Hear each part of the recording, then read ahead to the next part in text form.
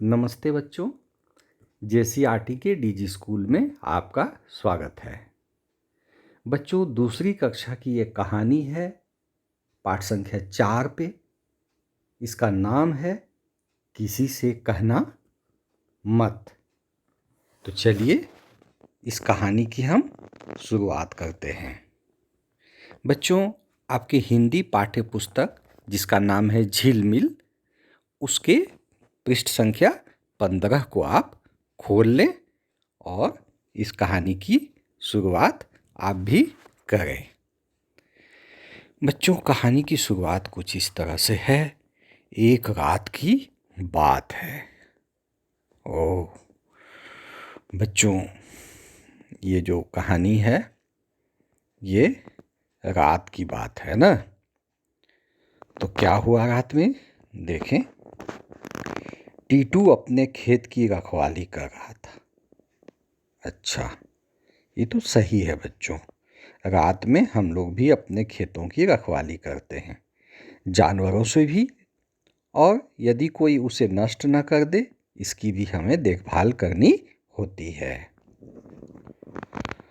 अचानक उसे दिखा आसमान से उतरता पंखों वाला हाथी। ओह बच्चों, टीटू तो डर गया होगा ना। टीटू डरा होगा। बच्चों, हम लोग तो हाथी देखकर ही डर जाते हैं, और यहाँ तो ये पंखों वाला हाथी आ गया है और वो भी आसमान से उतर रहा है। अच्छा, फिर क्या हुआ? बच्चों, यहाँ तो बहुत अच्छी बात लिखी हुई है। हाथी बहुत मिलनसार निकला। अच्छा, तब तो मजा आने वाला है बच्चों।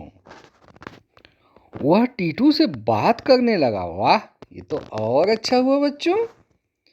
कुछ ही देर में दोनों में दोस्ती हो गई। वाह, ये तो और भी अच्छा हुआ बच्चों। हाथी मिलनसार भी निकला, टीटू से बात भी करने लगा और दोनों में दोस्ती भी हो गई।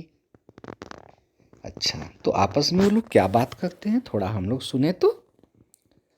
हाथी ने टीटू को बताया, हमारे यहाँ पर तो तरह तरह की मिठाइयाँ और फल होते हैं, बहुत बड़े बड़े। बच्चों, ध्यान से सुनिएगा इस कहानी को। हाथी ने टीटू को क्या बताया? हमारे यहाँ पर तो तरह तरह की मिठाइयाँ और फल होते हैं, बहुत बड़े बड़े। हमारे अंगूर तुम्हारे सेब जितने, और हमारे सेब तुम्हारे तरबूज जितने बड़े होते हैं। ओह बच्चों, ध्यान दीजिएगा। अंगूर कितने बड़े? सेब के जितने। सेब कितने बड़े?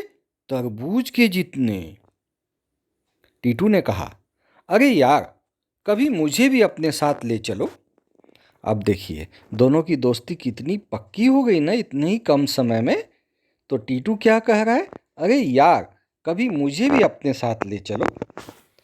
देखते हैं बच्चों कि टीटू को हाथी ले जाने के लिए तैयार है या नहीं है। लेकिन अभी अभी हाथी ने क्या बताया? सेब कितने बड़े? तरबूज के समान, है ना। इसका मतलब है कि आसमान में जो भी फल होंगे वो बहुत बड़े बड़े होंगे, है ना। संतरा, केला, नींबू, है ना, तरबूज, बेल, बहुत तरह के फल होते हैं ना बच्चों।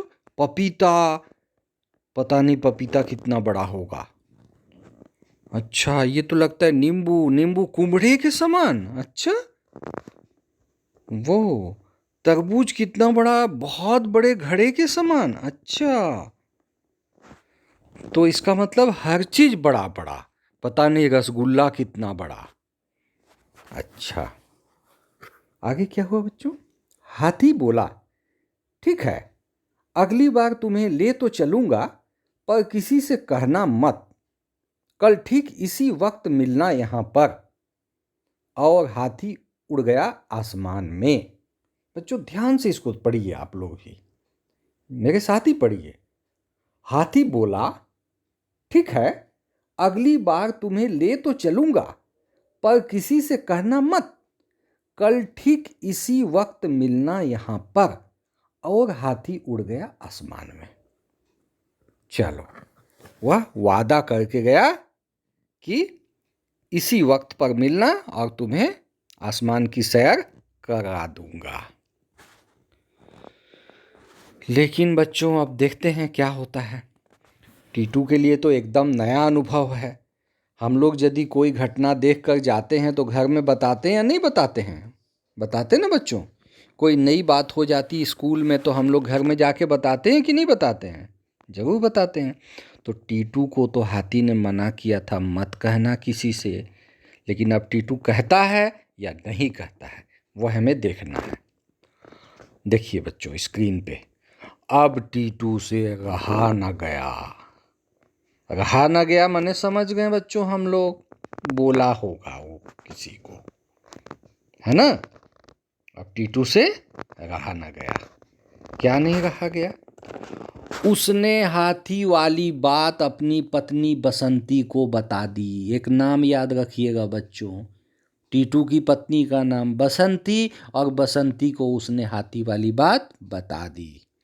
बसंती भी टीटू के साथ जाने की जिद करने लगी। बच्चों, जैसे कई बार आप लोग जिद करते हो ना, है ना, अपने माता पिता के साथ बाजार जाने के लिए, मेला जाने के लिए और कहीं जाने के लिए, है ना। तो बसंती भी टीटू के साथ जाने की जिद करने लगी। टीटू ने कहा ठीक है तुम भी चलना, पर किसी से कहना मत। लो, ये भी वही बात बोल दिया कि किसी से कहना मत, और बसंती को बोला कि ठीक है तुम भी चलना। लेकिन बसंती से भी रहा न गया। लेकिन बसंती से भी रहा न गया। बसंती कौन है बच्चों? टीटू की पत्नी है। उसने बता दिया चाची को, चाची ने बताया चाचा को, चाचा ने दादा को, दादा ने दादी को, दादी ने, बच्चों आप समझ जाइए क्या हो गया। बात एक तक नहीं रही, अनेक तक चली गई, और कानों कान, और सब के सब आसमान की सैर के लिए आ गए बाग में। बाग यानी कि बगीचे में आ गए समय पर। किस समय पर? जिस वक्त की हाथी बोला था आने के लिए।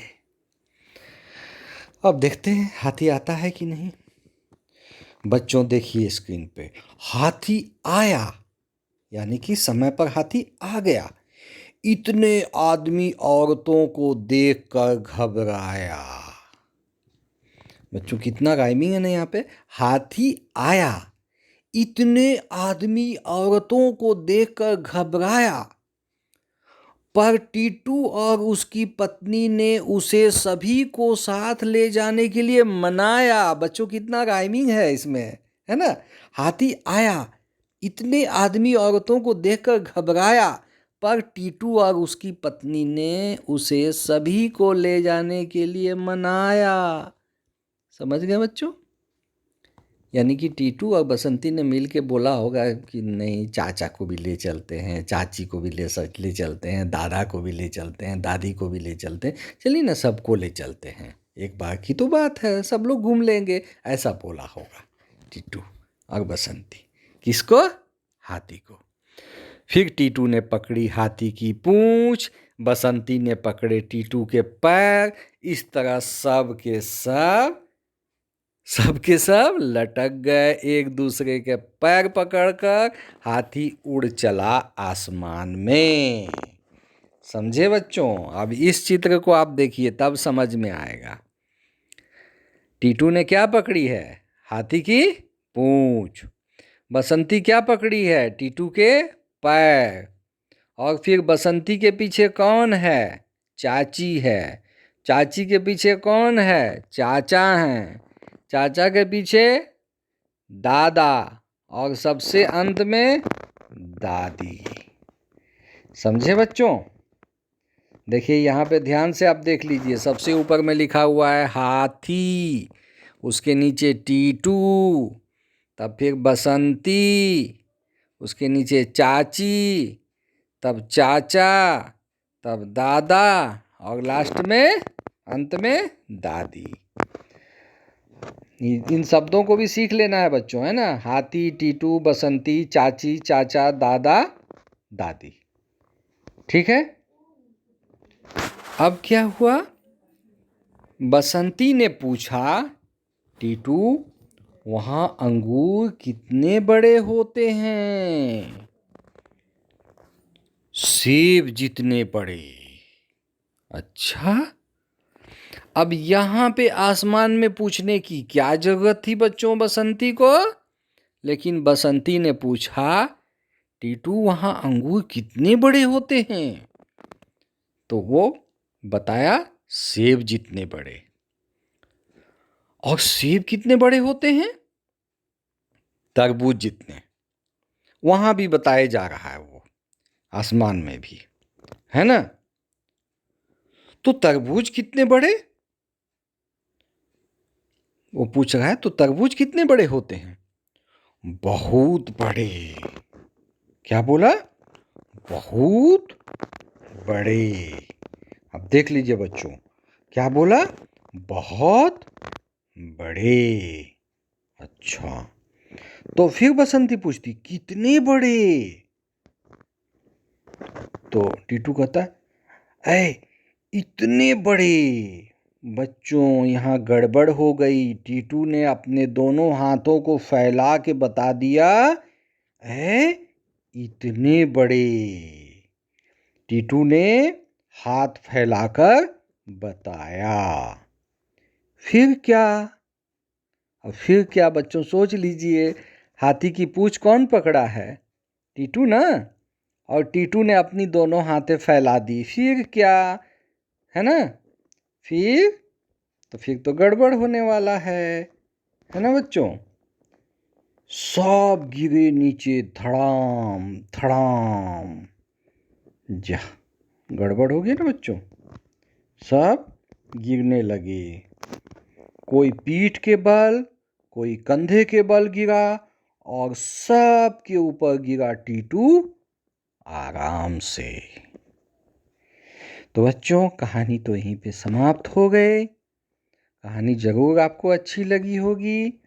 आपके हिंदी पाठ्य पुस्तक के पेज नंबर 15, 16 और 17, इन 3 पेजों पे आप देख लीजिएगा। इन 3 पृष्ठों पे आपकी ये कहानी है। पाठ संख्या 4 है। आप इसको खुद से पढ़िए और इसको आप लिखने का भी अभ्यास कीजिए। ठीक है बच्चों, इस कहानी को मैं यहीं पे समाप्त करता हूँ।